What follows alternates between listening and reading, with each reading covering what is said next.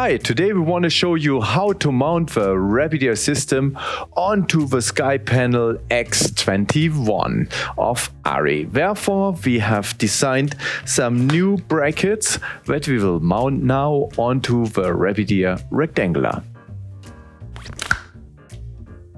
We have already unpacked the 4 brackets and also prepared a RABBIT-EARS without any adapter.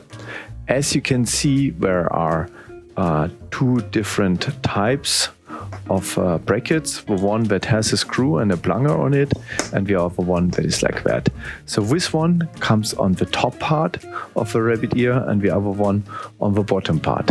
We have already prepared all the 4 corners with the brackets, and now we just take the top part in here and put in the 2 screws and align them and just lock them onto our RABBIT-EARS.